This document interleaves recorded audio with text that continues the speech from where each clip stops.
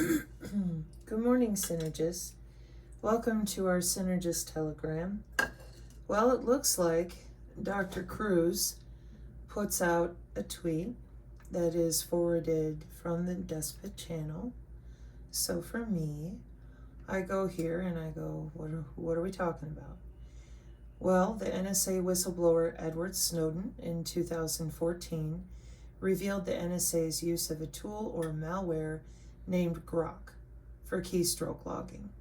The Intercept article titled How the NSA Plans to Infect Millions of Computers with Malware detailed the NSA's use of various hacking tools, including Grok, in 2014, as part of its surveillance operations.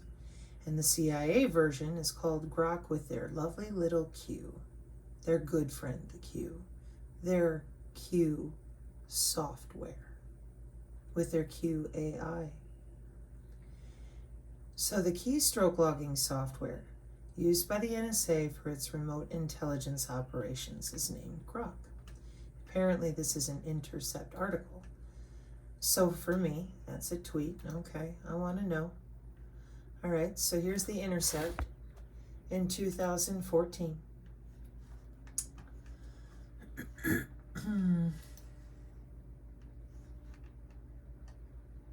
And it won't, hang on, I'll block you, no. And I'm not giving you my email address.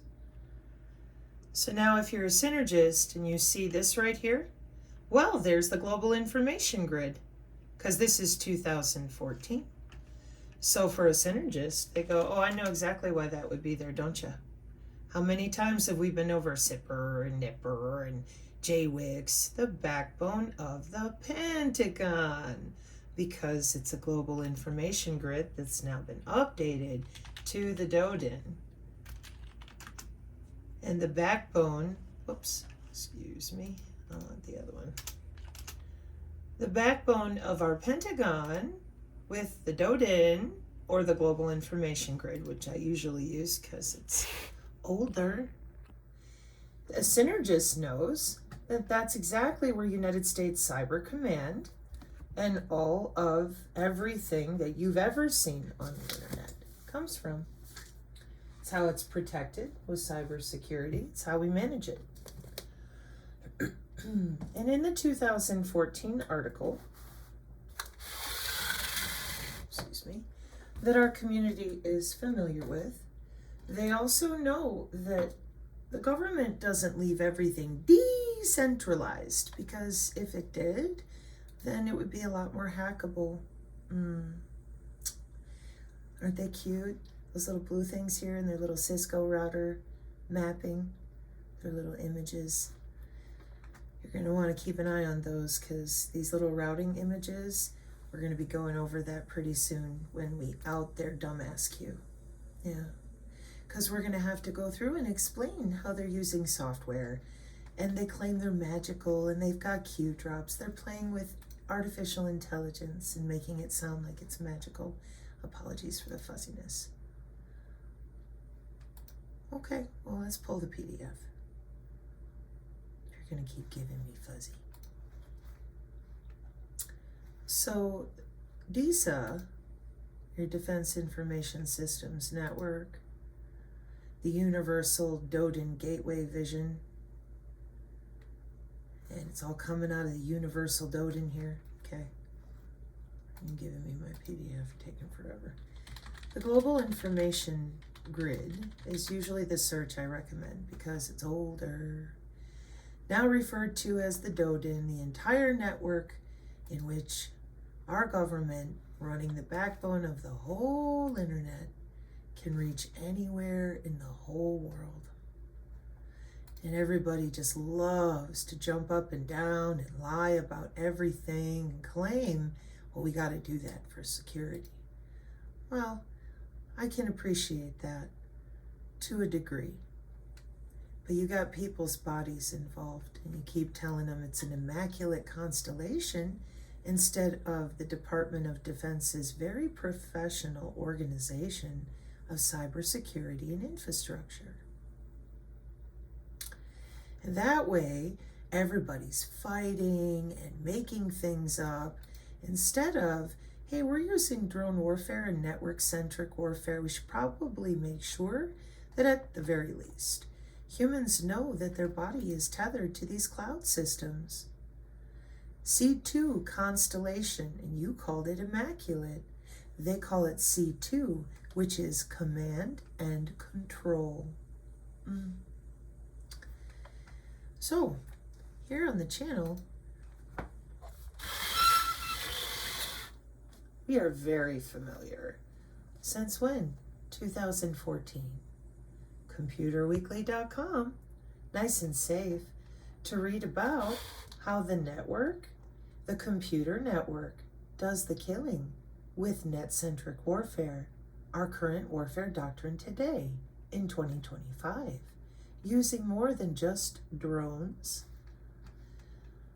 And therefore, when I go to verify what Mr. Krause is posting about, this is The Intercept, and I see DoD network, and I go, yeah, that's right. Okay. March 12th, 2014. Top secret documents, there's the same Glenn Greenwald, reveal that the NSA is dramatically expanding its ability 11 years ago. 11 years ago, to hack into computers covertly on a mass scale by using automation, automated systems that reduce the level of human oversight in the process. Wow. Then I can't get to the rest of it. Hang on. See if TechCrunch will let me see it. Oh, well, that works. There we are. Over here at TechCrunch. Okay. Oh, they're going to get you. They gave you your internet. They built it. That's why you never had a dark web, and you never will. Otherwise, they couldn't provide proper cybersecurity. The NSA began rapidly escalating its hacking efforts a decade ago in 2004. Wow, 21 years ago? Incredible. According to their own secret internal records, implants, people with software, tailored access operations. Intelligence agencies have long since considered encryption technology a threat. Since the 90s, they've actively lobbied for tools that allow them backdoor access. As soon as you put this capability in the backbone infrastructure, the software and security engineer in me says that's terrifying. Oh, what's a backbone again? Well, you're looking at it. That would be the DoD today. Previously, the Global Information Grid. That's called a backbone network. Amazing. Just in case, what is a backbone network? The main infrastructure that connects literally everything. So you're not all by yourself, little cypherpunk. We don't need to keylog and keystroke the same way anymore. We use the air molecules floating around your head with your wireless to watch everything you do. We were doing that in the 90s too. So, paper didn't come up. So when I look at his post, and he claims, because I don't see Grok mentioned here, and if I try to go to the Intercept article, it's either not finding pages, etc. So then for me, Sabrina, I'm just telling you what I do because people like to say stuff. And I'm like,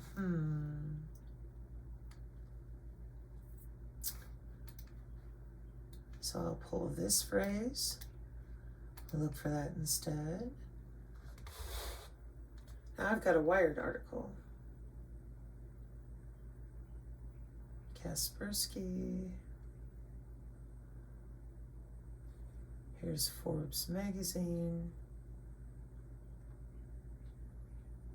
Stranger in a Strange Land is where it comes from. Here's Medium 8 years ago. They might have it listed.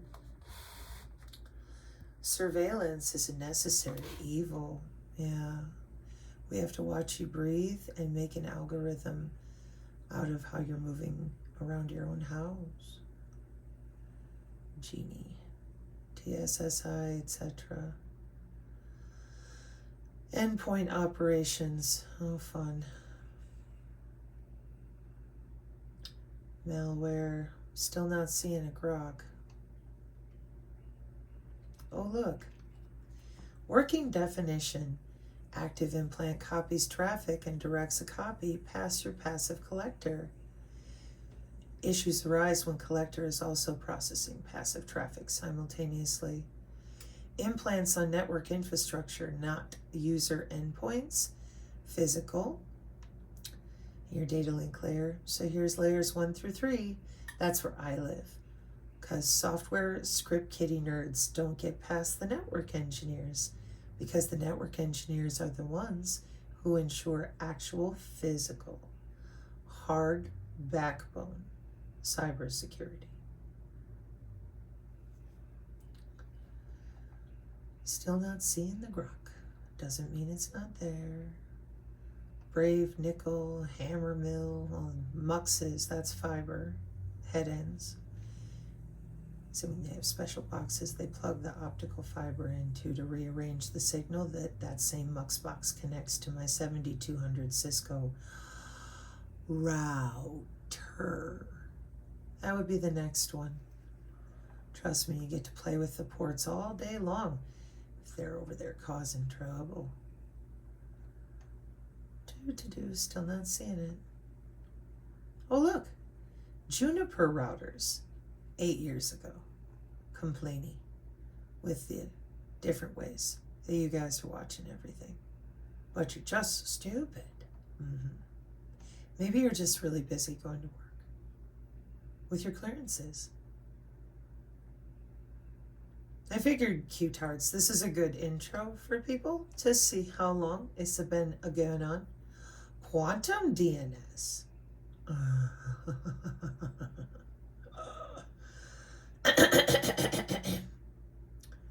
Ooh, looky, Nippernet. You're so cute. Aren't they cute?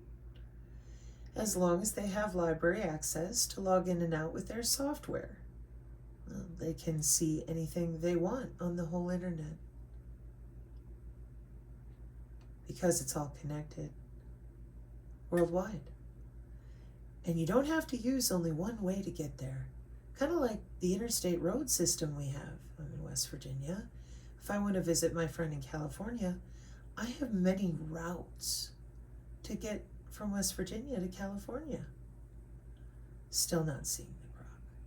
Whole lot of other names though. Amazing. GHCQ. Warrior Pride. Reagan.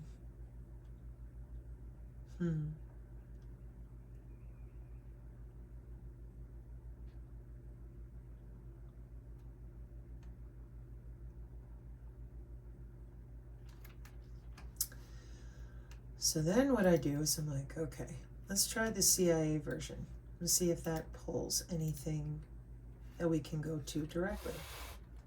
10 months ago, new approach to computer hardware that's AI again. 2024 NVIDIA. Same with your chatbot chips. Grok is an AI company. Hang on.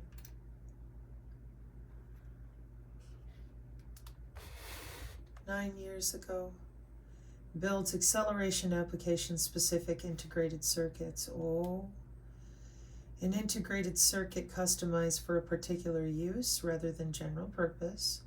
We have photonic integrated circuits. We like to play with air molecules for bioinformatics and data acquisition.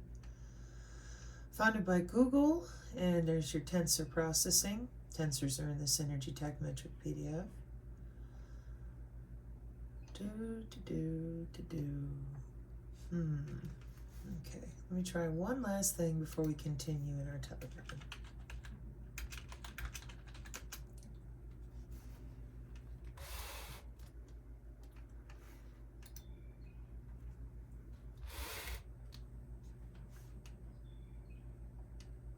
That's why they started saying it that way. I'm going to grok this, etc.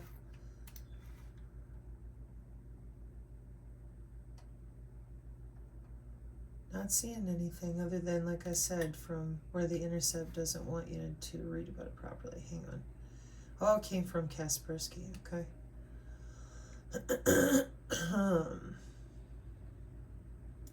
Yeah, but this goes back to you guys arguing about Stuxnet and whatnot in 2013. I talked about this because the guy that wrote the software code for Cisco's FireEye, or they're watching the world right now for their routing. I always get that mixed up too. Is it FireEye? What's it called? Yeah, FireEye Cybersecurity.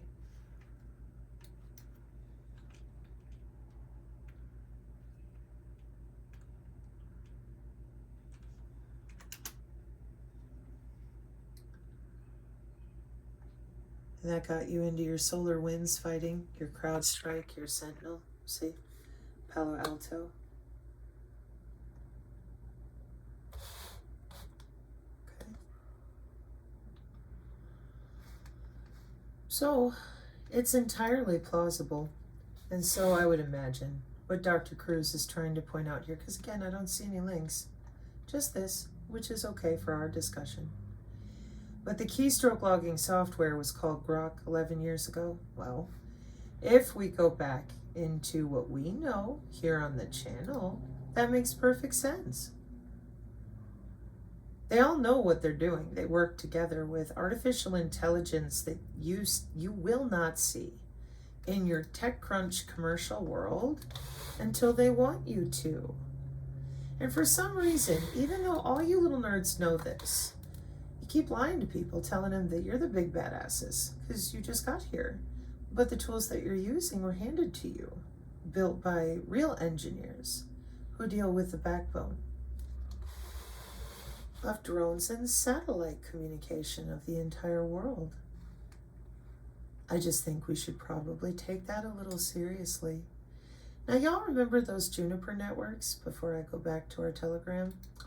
Well, it just so happens that the Office of Public Affairs at the DOJ, January 30th, 2025, they said, we're going to sue to block Hewlett-Packard Enterprise, proposed $14 billion acquisition of those little Juniper networks.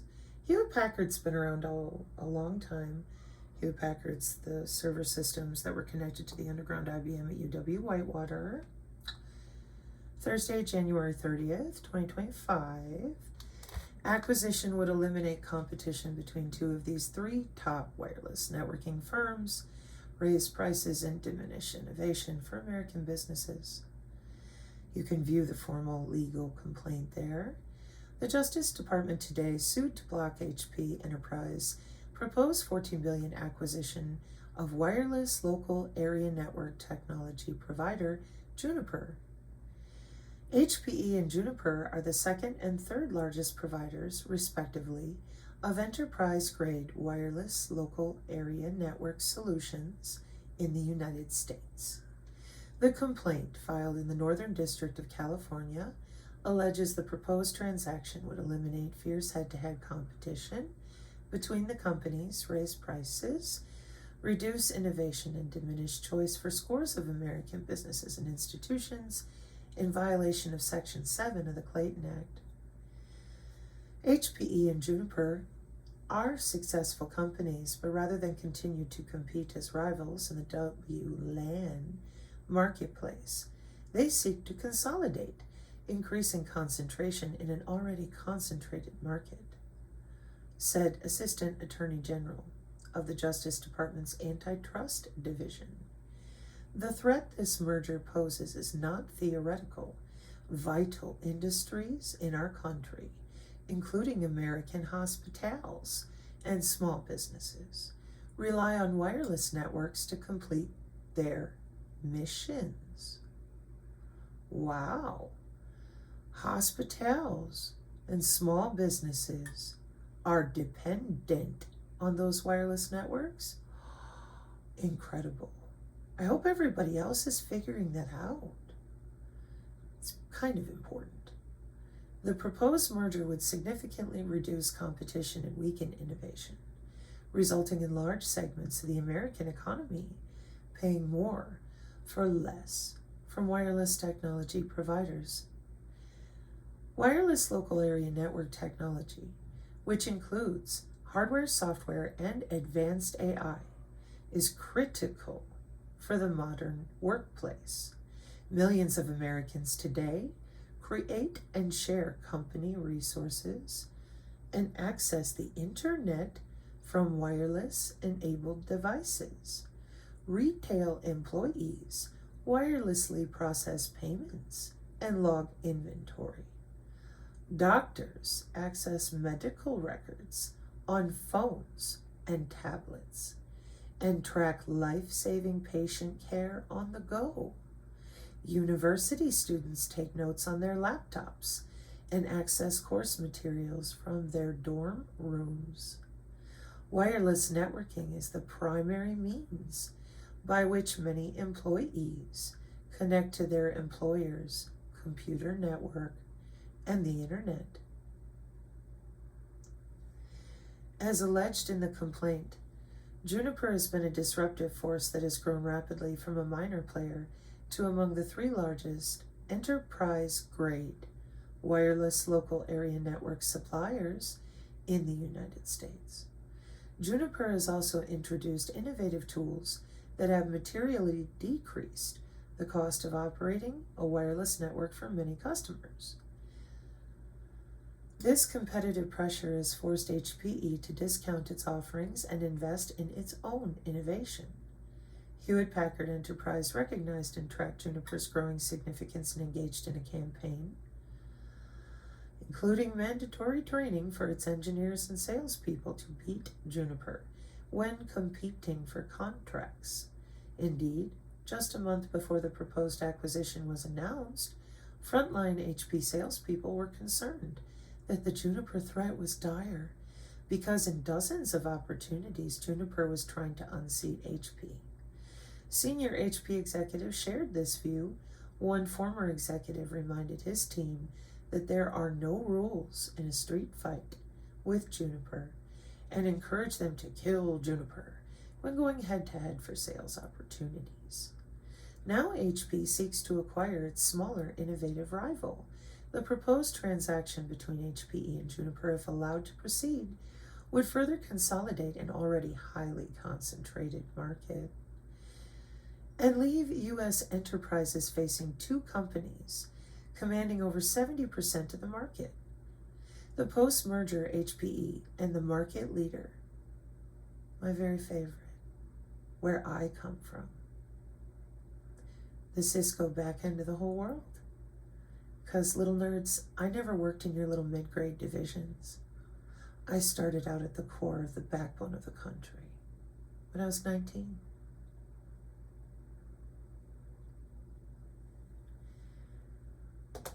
You've called me condescending one too many times, and I never once stepped up with the appropriate high heels to crush your testicles. I just want you to get comfortable being covered in your own embarrassment the way you've humiliated me for 3 years. I think it's appropriate. So you have Juniper, Hewlett-Packard, and over top of them, Cisco, for wireless local area networks that apparently people think are magical. We use little dick wands and we click our heels and we make a wish and then it works. Well, we do have software-defined networking and network function virtualization, but that's not how equipment actually functions. You gotta have a hard line somewhere. Hewlett-Packard Enterprise is headquartered in Spring, Texas. Its wireless local area network-focused business unit is Santa Clara, California. And Juniper is headquartered in Sunnyvale. Maybe they should call Buffy. So back to the telegram. Thank you, Dr. Krause, for pointing that out.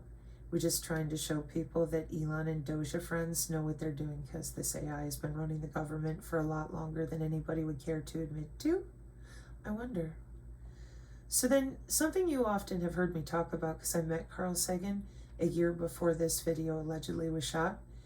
Let me double check. If you can't read, yeah, anyone could tell. Oh, no, wait a minute. No, not 1 year. Let's see.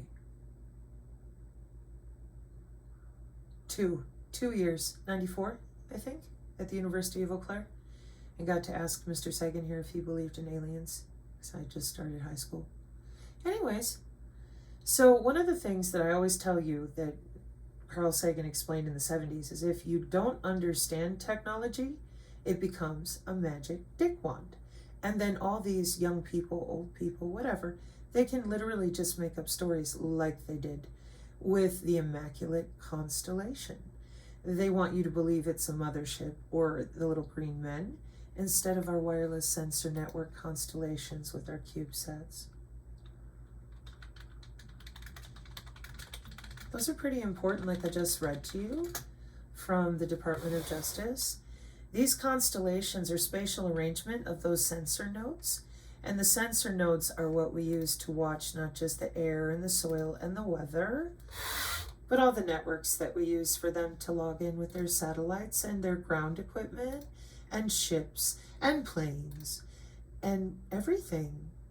It's a network architecture. We have front haul and back haul so that we can ensure, like with things like drones and high altitude platforms, that the satellite constellations are appropriately connected so they're not just willy-nilly sending signals anywhere. There are a ton of them. And that's why they have really big constellations and small ones that then connect into what's called the Cisco control plane. Oh, I can't wait. It's going to be so much fun to draw the little map. It's going to be amazing. You know what to do, otherwise piss off. So for example, our little wireless sensor network constellation, applying deep learning to wireless sensor networks for monitoring students' emotion in high schools. Wow, you mean the Internet of Behaviors? Yeah, so when they tell you it's just, and this is in Vietnam, looks like, Vietnamese students are facing significant academic pressure due to societal and familial expectations, which leads to unfavorable learning environment. We aim to employ a temporary spatial temporal stress monitoring system. That's air molecules that are watching your skin. Wireless sensor network technology, it collects data on students' emotional states and incorporates their algorithm that's tethered to their body for a prediction model. Look, Psinergist, if you were with me for the hive mind and HAR, there's the convolutional neural network, and instead of by LSTM, long short-term memory networks, it's a 1D, one-dimensional convolutional neural network to process the long short-term memory of what their body is doing and why. And then here's all the math so that they can read it into a database of the prediction of their stress, kind of like a lie detector test. Look, human activity recognition for analyzing stress behavior based on that by LSTM. Wow. And that's attached to their Immaculate Constellation? Well, of course. Everything is attached to the entire internet. They love it. They think it's great. They're little wireless sensor networks made of air molecules watching your skin for a stress response, tethered to your body area network algorithm. And all the satellites are pointing down. Really wish it would stop fuzzing all my images. Rawr.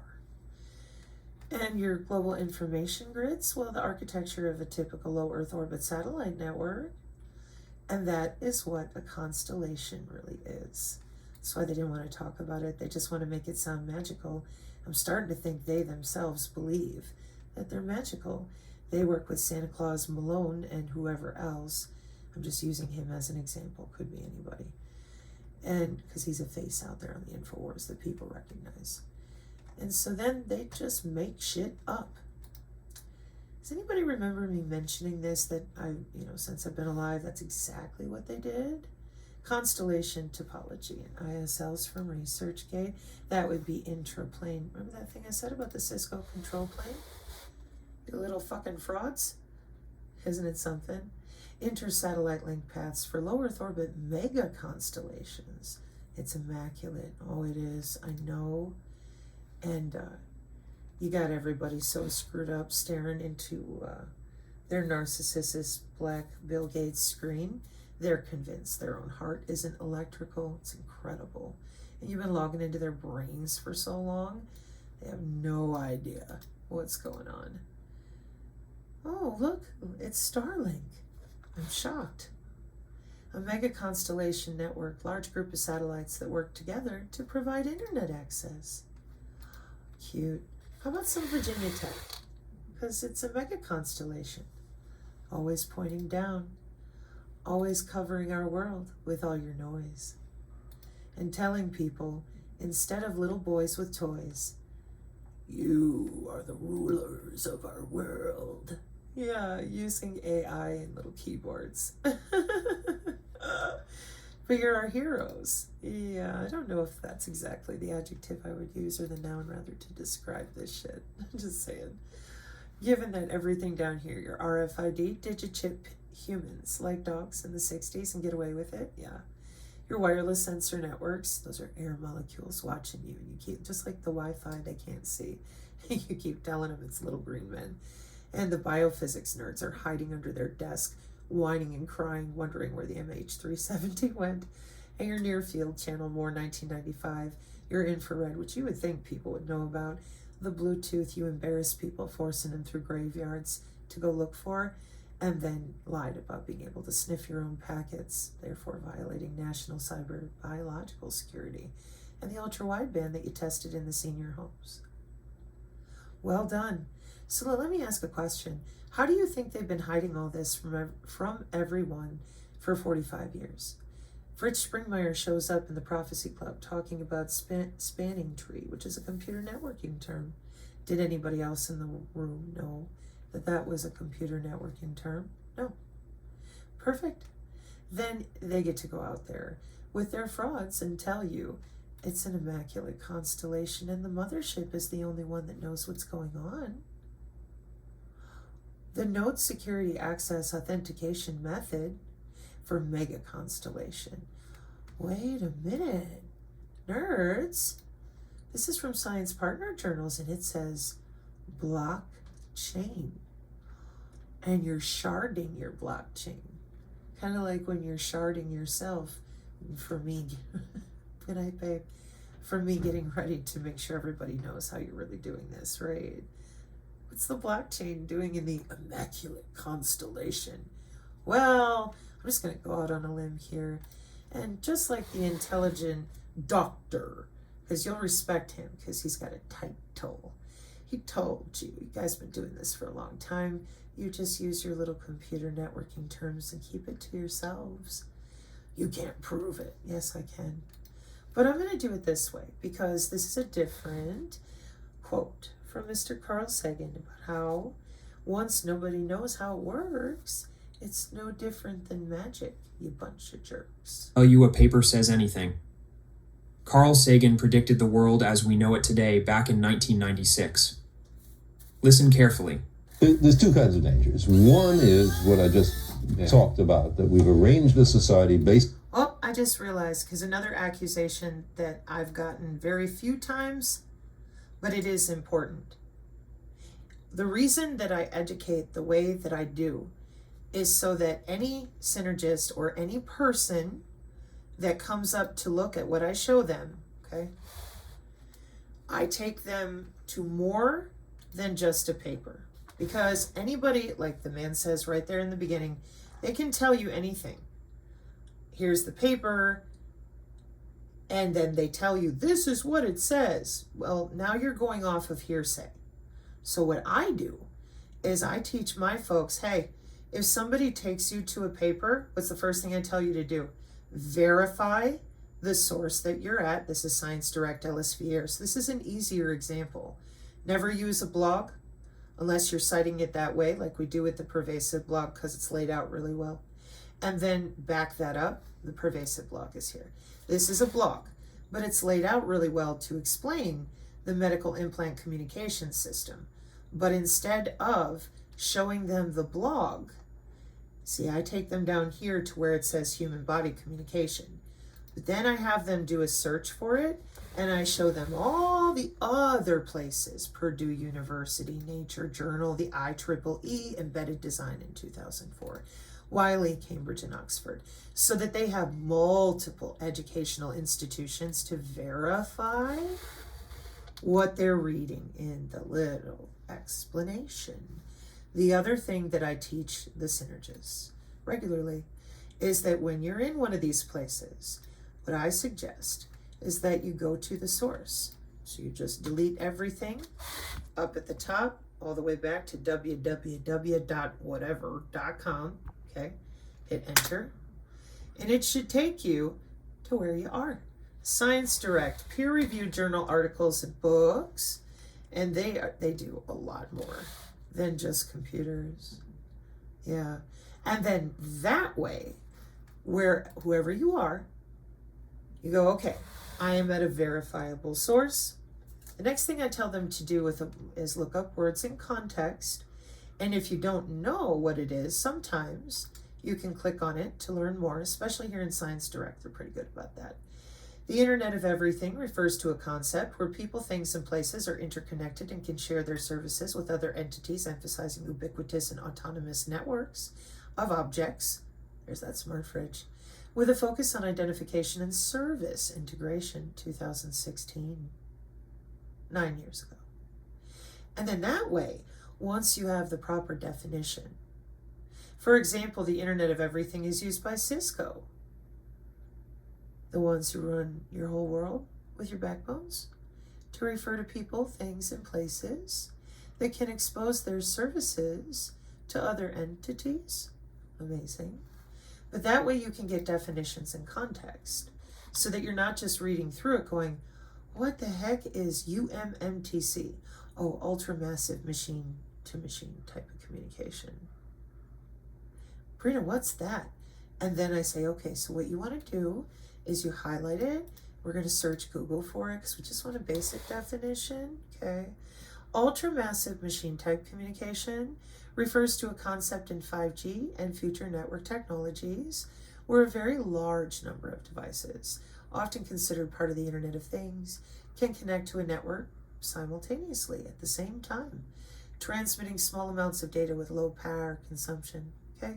We'll just stop there because otherwise I'll be here. And the Psinergists know this because the way that I educate is I want them to be able to say, all right, dig in and then go, you know what? I may not know everything in this article, but I know enough to explain the vision towards integrating 6G communication networks with promising technologies, architectures, and use cases. That means it's not theoretical. Yeah, back from December 2022, okay? And then in our community, you're going to find tertiary documentation. When you say you're not connected to the cloud, we say that's the Federal Communications Commission. I'm sorry that someone lied to you about our current topical mHealth, eHealth, and our healthcare revolution. Things like at-home healthcare, palliative care, and the exact same thing the Department of Justice was talking about in regards to those wireless local area networks, allowing the doctors to use their little iPads. I would say if it's good enough for them, then people would clean up their brains and stop gaslighting one another, okay? And that's why you have tertiary resources like direct from the FCC, so that when people try to play dumb for whatever reason, there's lots of reasons they do it, and they're very used to it. Then you can also pull other tertiary resources like this one with the digital twin. And that way it's education. Instead of, I'm going to beat you over the head with my magic paragraph from my magic book. No, we're going to take you to the FDA Modernization Act and require intellectual capability and accountability. What computer model here are they talking about? What is that? Well, that's your digital twin. Oh, well, why then does it say Smart Healthcare Body Area Network? I thought that these crazy Psinergist people were talking about that aura thing. Oh, you should probably see other videos. our community is not known for conspiracy theory. For the reason I'm showing you, we're very thorough.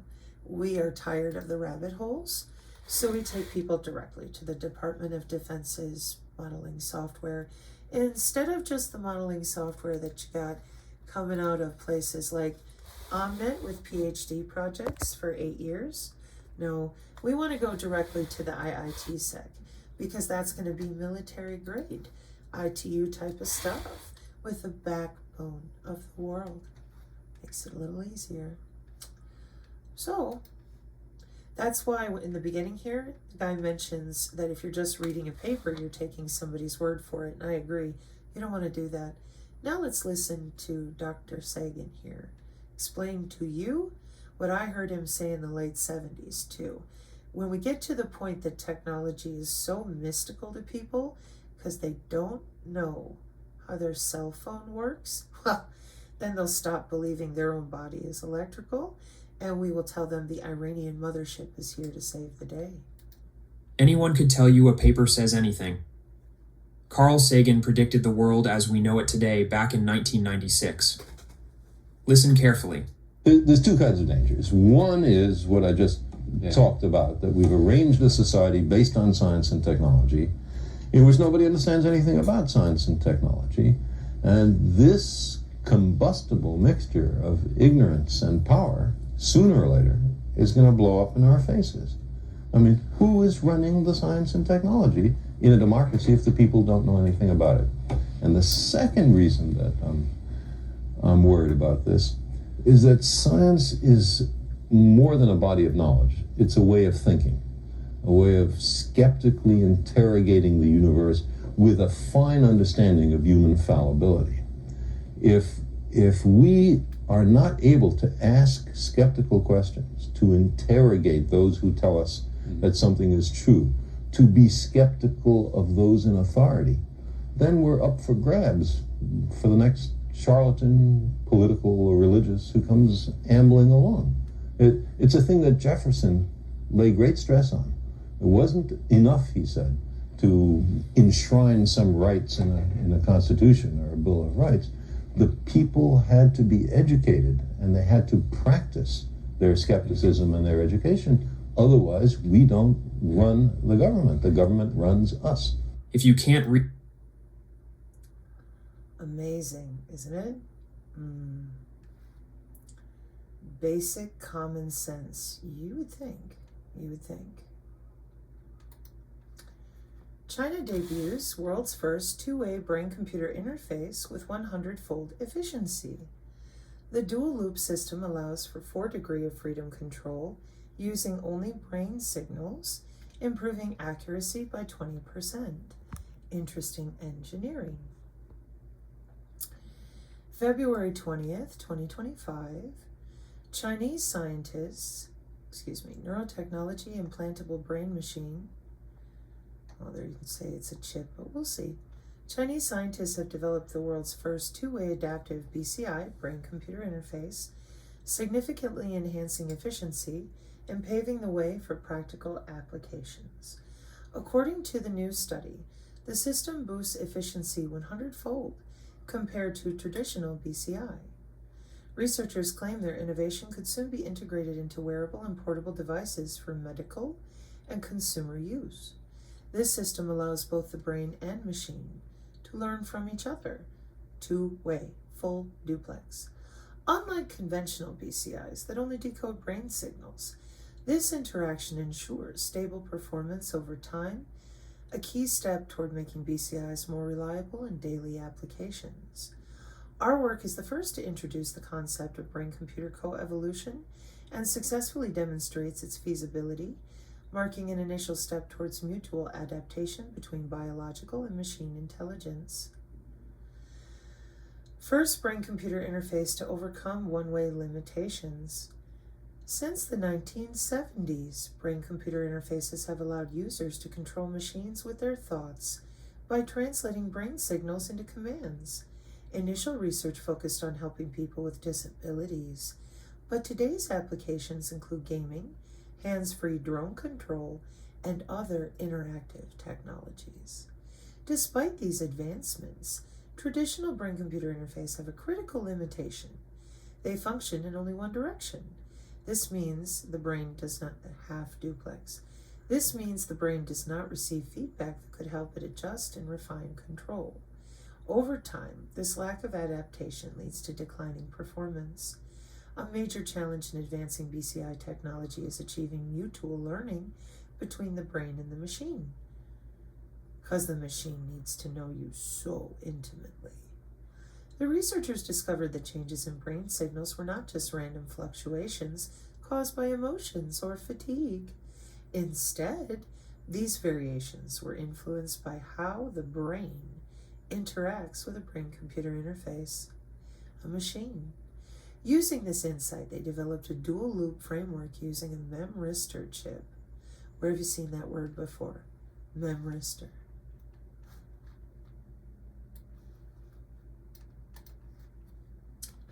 Let me help you.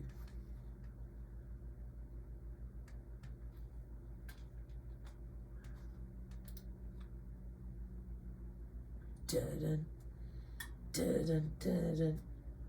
Humanoid robots, intelligent machines resembling the human body in shape and function, can not only replace humans to complete services and dangerous tasks, but also deepen the own understanding of the human body in the mimicking process. Memristor-based, intelligent, human-like neural computing. Oh, Brina, we've never seen this before. What is going on today?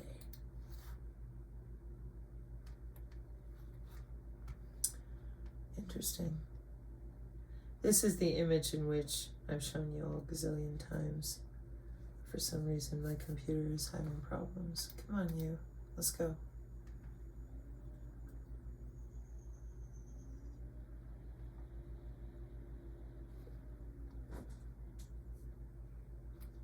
Remember this? And I got mad at McDowell, who's over there knitting or painting or whatever she's doing, going, this is bad. This is wrong. I'm like, yeah. And you're not a stakeholder paying their bills, so you should probably educate them so they understand the full duplex situation with that digital twin. With sensing and actuating, because they think it's all for their good, and they're going to Mars and everybody loves them. Meanwhile, the BCI is logging into their skin and tissue and making changes to their cellular state by international decree for GDP. The artificial neural network, what you see here on the right, is invisible to the naked human eye. It's made of air molecules, kind of like your wireless is all around you, but your eyeballs don't see it. Amazing.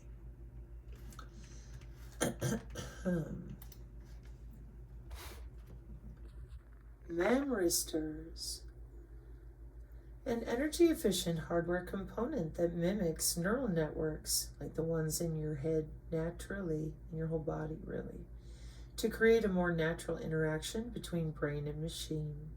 Because that's where all the market share, the money, and the college students are. Brain and machine connectivity.